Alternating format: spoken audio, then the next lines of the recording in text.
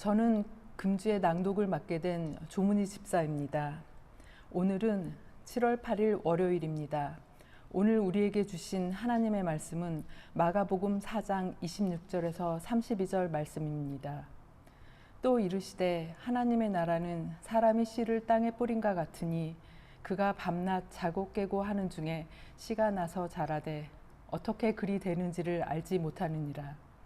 땅이 스스로 열매를 맺되 처음에는 싹이요 다음에는 이삭이요 그 다음에는 이삭의 충실한 곡식이라. 열매가 익으면 곧 낫을 대나니 이는 추수 때가 이르렀음이라. 또 이르시되 우리가 하나님의 나라를 어떻게 비교하며 또 무슨 비유로 나타낼까? 겨자씨 한 알과 같으니 땅에 심길 때에는 땅 위의 모든 씨보다 작은 것이로되 심긴 후에는 자라서 모든 풀보다 커지며 큰 가지를 내나니 공중의 새들이 그 그늘에 깃들일 만큼 되느니라. 아멘. 은밀하게 소박하게. 밭농사는 고구라는 절기가 되어야 본격적으로 시작합니다. 조바심으로 모종을 빨리 심으면 자칫 냉해를 입어 다시 심어야 하는 일이 생기기도 합니다. 그만큼 농부에게 때를 아는 감각은 매우 중요합니다. 믿음의 길에 선 성도 역시 마찬가지입니다. 하나님의 때를 아는 것만큼 중요한 일이 어디 있을까요? 철을 알지 못하는 농부는 조바심이 생깁니다. 하나님의 때와 뜻을 분별하지 못하는 성도도 성숙하지 못하고 언제나 전전긍긍합니다. 하나님의 나라는 농부가 뿌리는 씨와 같습니다. 농부는 씨가 어떻게 자라는지 알지 못하지만 씨에서 싹으로, 싹에서 이삭으로, 이삭에서 알찬 나랄로 되는 것을 통해 추수 때를 알 수 있습니다. 하나님 나라도 이처럼 자라는 것은 알 수 없지만 열매를 통해 분별할 수 있습니다. 믿음으로 행하는 수많은 행동이 정말 하나님 나라를 위한 것인지 자기 욕망을 위한 것인지는 그에게서 열리는 열매로 알 수 있습니다. 조바심으로 하나님 뜻이 아닌 자기 뜻대로 행하면 열매는 절대로 열리지 않습니다.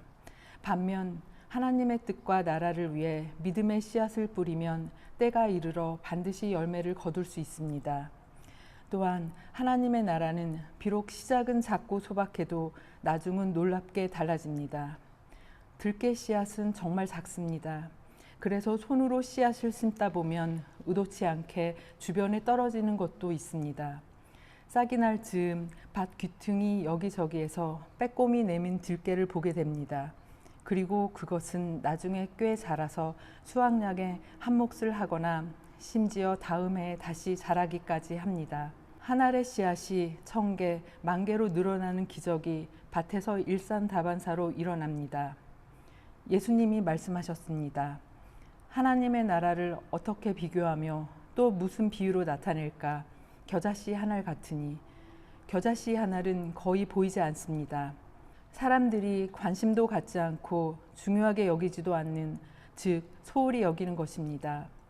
세상도 사람들도 모두 겨자씨 같은 것에 관심이 없습니다. 그렇기에 그곳에 하나님 나라가 자리 잡고 있습니다.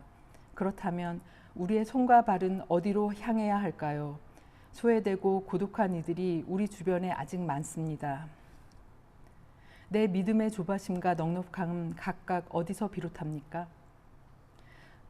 기도하시겠습니다. 주님, 우리의 눈이 주님이 바라보시는 것을 보고 우리의 손과 발이 주님이 긍휼히 여기시는 이들을 향하게 하소서. 우리 영혼이 주님의 나라를 소망합니다. 오늘도 내 눈과 손과 발을 통해 하나님 나라가 이 땅에 확장되게 하소서. 예수님의 이름으로 기도합니다. 아멘.